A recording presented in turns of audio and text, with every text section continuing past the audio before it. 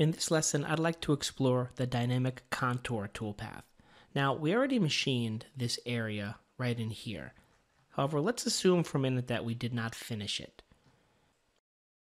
We can do that using the dynamic contour toolpath, which is under the 2D group. Selecting dynamic contour, everything else is the same. I have to select the machining region. So I'm going to choose a partial loop. I'm just going to go from there to there. So think of this just as a contour, right? We're going to follow along this shape, comping to the left.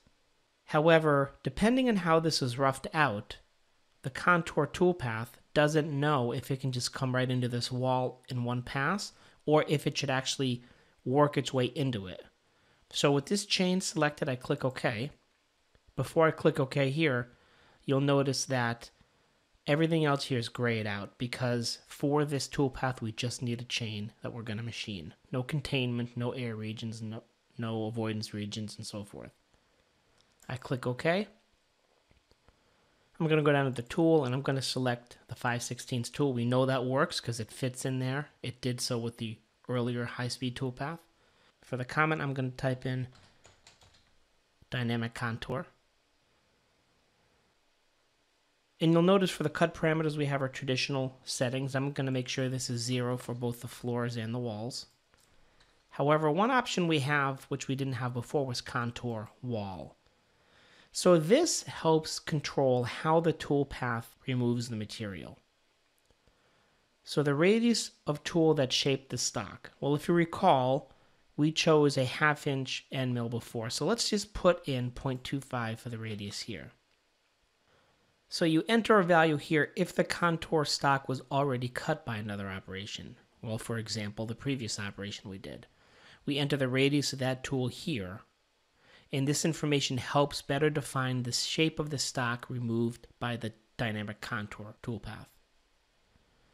Then we also have the minimum toolpath radius that shaped the stock.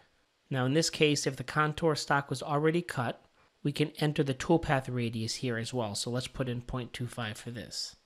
Mastercam calculates the stock to remove along the contour wall by using the stock thickness, which is down here, which we'll get to in a minute, and it provided the radius of the tool that shaped the stock and the minimum toolpath radius. For the stock thickness field, let's put in 50 thousandths. Let's click OK and take a look at this toolpath. So you'll notice that we get a similar motion to what we got for the rest mill toolpath here. But this rest mill toolpath is based on a previous toolpath, where this dynamic contour toolpath is just based on some of the parameters we input. And as you can see, if we backplot this, this toolpath will work its way in based on some of the settings we have,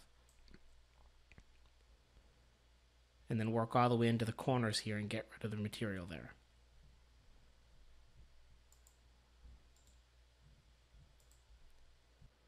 So the dynamic contour toolpath uses a traditional chain like we saw earlier. However, the parameters that you give it help define the shape so the contour toolpath can work.